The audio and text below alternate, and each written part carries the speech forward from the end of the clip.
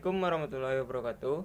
Perkenalkan, nama saya Dani Oktaviadi, salah satu mahasiswa UIN Bonjol Padang dengan NIM 2011-020013 dari kelas 5 SPIA. Di video ini saya akan memberikan ulasan tentang hubungan Islam dan politik pada masa Orde Baru dalam rangka memenuhi tugas ujian akhir semester 5. Pada masa Orde Baru, umat Islam di Indonesia meletakkan harapan yang besar dalam terselenggaranya sistem pemerintahan yang demokratis.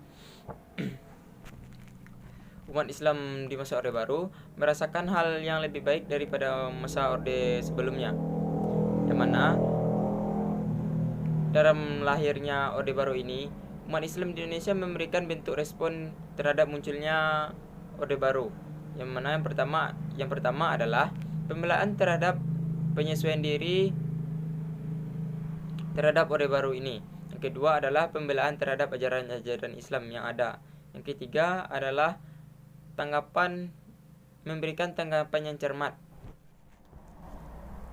Di awal permulaan berjalannya Orde Baru, terjadi pertentangan antara Islam dengan pemerintahan di Indonesia.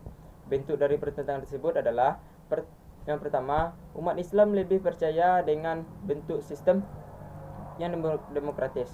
Dengan sistem ini, umat Islam akan lebih mudah dalam menguasai perpolitikan yang ada di Indonesia. Kemudian yang kedua, Islam selalu dicurigai karena sebelumnya adanya permasalahan DI atau TI. Yang ketiga, bentuk pemerintahan yang masih otoriter.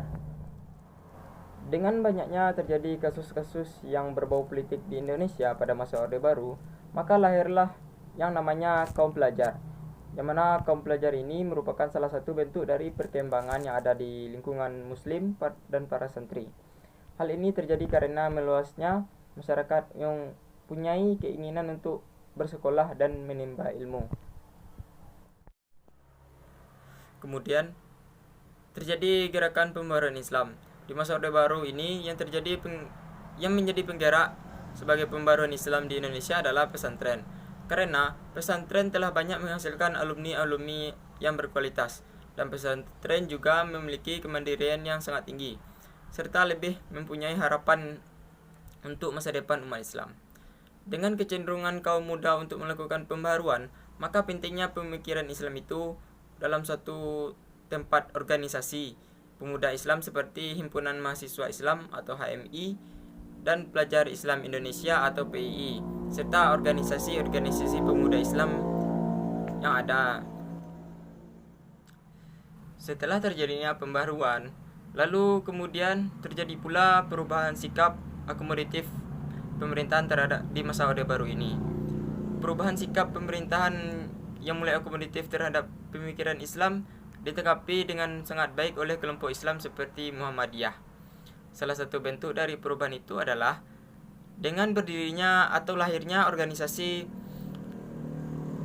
Ikatan Cendekiawan Muslim Indonesia yang disingkat dengan ICMI. Organisasi ini lahir dengan secara langsung yang disetujui oleh Presiden Soeharto pada saat masa Orde Baru itu. Organisasi ICMI ini banyak berisikan anggotanya dari kalangan pegawai pemerintahan dan tokoh-tokoh Islam. Mungkin hanya itulah hasil ulasan dari materi saya tentang hubungan Islam dan politik pada masa Orde Baru, yang mana ditujukan untuk UAS semester 5. Saya akhiri dengan Assalamualaikum warahmatullahi wabarakatuh.